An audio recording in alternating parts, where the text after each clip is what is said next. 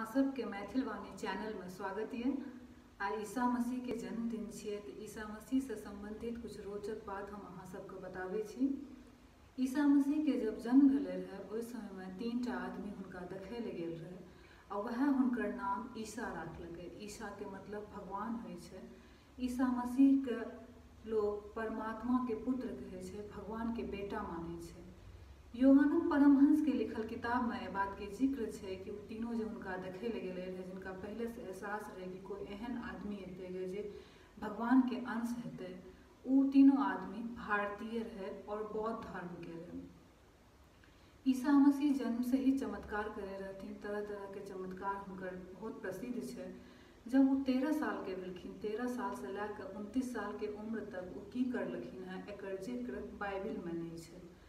Bible में ई बात के कोनो भी उल्लेख नहीं है कि वो भारत गेलखिन है, लेकिन बहुत सारा एहन पुस्तक है जैमें ई बात के चर्चा है कि उस समय में वो पहलगाम होइत भारत एलखिन हैं और यहाँ पर वो तरह तरह के ऋषि मुनि के संसर्ग में रहलखिन हैं और ज्ञान प्राप्त करलखिन हैं। वो महाअवतार बाबा जी के शिष्य बनलखिन हैं। महाअवतार बाबा जी के उम्र 5000 साल है और वो 5000 साल से ई धरती पर छथिन और लोग के कल्याण खातिर कार्य करे छथिन। गाहे बगाहे जे ओहि लेवल के योगी मुनि है हुनका दर्शन होइ छै। एहि बात के जिक्र पहला बेर योगानंद परमहंस के किताब में है और ओकर बाद बहुत सारा योगी सब एहि बात के चर्चा करलकै हैं, पर किताब लिखल गेलै हैं जिनमें बतायल गेलै हैं उनका बारे में। इस संजोग के बात है कि अपना आर के तरफ के लोग उनका बारे में बहुत कम जाने छै, लेकिन दक्षिण भारत में लोग उनका पूजे छै।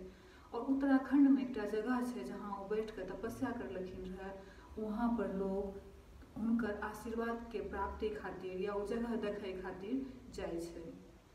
अहाँ और जानकारी गूगल पर देख सकै छियै। तो 29 साल के उम्र के बाद जब ईसा मसीह वापिस यरूशलेम एलखिन हैं तो वहाँ पर वो जे छै से पूरा अपन शिक्षा के प्रचार प्रसार करलखिन हैं। वो 12टा शिष्य बनेलखिन रहे।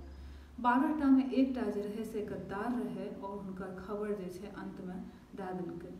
जे सब लोग उनका मिलकर सूली पर चढ़ा दिलकै।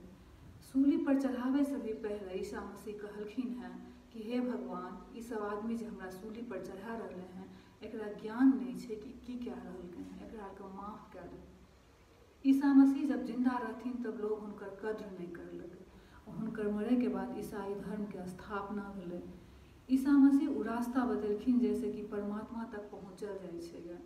ईसा मसीह बतेलखिन कि सबसे प्रेम करना चाहिए, सबको क्षमा करना चाहिए। वो ये बात सिर्फ कहे नहीं रहथिन, ये बात उनकर जीवन में रहे। अहाँ देखियो कि वो अपन मारनहार के भी क्षमा करे के बात करलखिन है और अपना आर के छोट मोट रिश्तेदार तक के भी माफ नहीं कर पाबै छियै, छोट मोट चीज के पकड़ के बैठल रहे छियै। आइ देखियो गली गली में क्रिसमस मनायल जाइ छै, क्रिसमस ट्री लोग खरीदै छै, सजाबै छै, लोग हैप्पी क्रिसमस कहै छै, सांता क्लॉज के कपड़ा पिन्है छै, बहुत कुछ होइ छै, केक काटै छै। लेकिन आई वो चीज़ करना चाहिए जो ईसा मसीह कह के गेलखिन हैं। वो सिर्फ ईसाई धर्म खातिर नहीं है, वो संपूर्ण मानव समाज के खातिर है, संपूर्ण मानवता के खातिर है कि हम सबके प्रेम के रास्ता पर चलना चाहिए, हम सबके सब प्रेम करना चाहिए, केकरो से नफरत या घृणा नहीं रखना चाहिए। अगर ईसा मसीह के ई संदेश के हर आदमी अपनावे छै, ई कोनो धर्म से संबंधित नहीं है, ई मानव के व्यवहार से संबंधित है। अगर ये चीज़ के सब अपनावे छै तो ईसा मसीह के जीवन सफल होइ छै, हुनकर सूली पर टांगने जे छै वो सफल होइ छै।